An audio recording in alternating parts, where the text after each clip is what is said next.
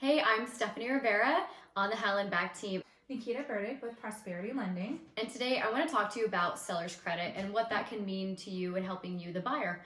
So right now we're seeing a lot of properties sit on the market, and you're coming to me and you're saying, how am I going to be able to afford a mortgage payment with high interest rates? So here's a little tip that if you have a good realtor, they're going to be able to help you negotiate. So first, I'm going to talk about is buying down the rate, and the buy down rate is huge. What do you think what's our rate right now? What's the typical? Well, we've had a little bit of a rally, so rates as of this video has gotten a little better. We're back in this mid 6%. Okay. But last week we were in 7% range. Yes, so, like 7.1, 7.3. 7.1 to 7.5 depending on your credit and how much you're putting down. Okay. Yeah. So I can help you, the buyer, because if we can get a seller credit, that will buy down the rate. And after that, then if not, you don't want the buy down rate, then there's other options as well, like closing costs. So typical closing cost is what, 3%?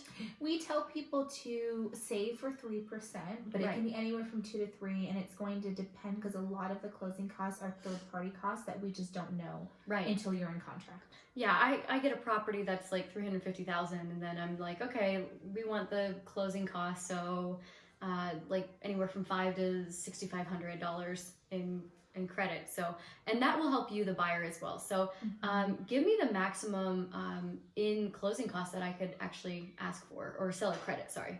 Yeah, so third-party contributions or seller credits depends on the type of loan. So for FHA or USDA loans, you can get up to 6% of the purchase price, which is a good amount. That covers closing costs and a lot of your down payment. Yeah, and that may be even rolled into your repairs, things that are very vital. And if they've already given you that 6%, you're gonna ask for repairs typically. So if they say no, we already gave you closing costs, like with my one client that we have. Yeah, so it's going to be 6% total. So if they're already giving you 6%, they won't be able to give more towards repairs, for example, because it's 6% total. But let's say they would only give 4%, maybe you can get a little bit more because of the repairs in there. I believe that title is going to hold those extra funds for you after the fact. So is that an option as well?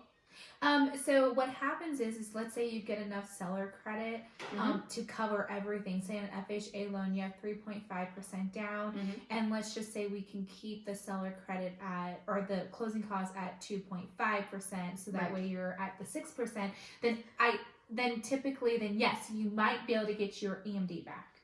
So if there's anything over it, you'll get it back from title.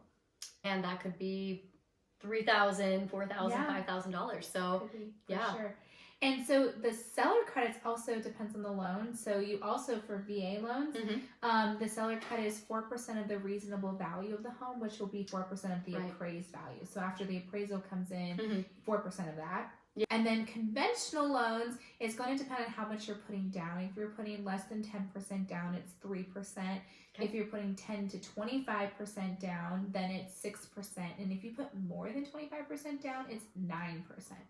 I'm definitely not seeing a lot of people putting a lot of their extra cash flow, especially in this market and what's going on with the rest of the world, down on a house. So that's why these credits could really help you as the buyer to kind of negotiate where you want that money to be allocated to. So yeah, totally. But one thing to keep in mind is that those numbers count for secondary homes too.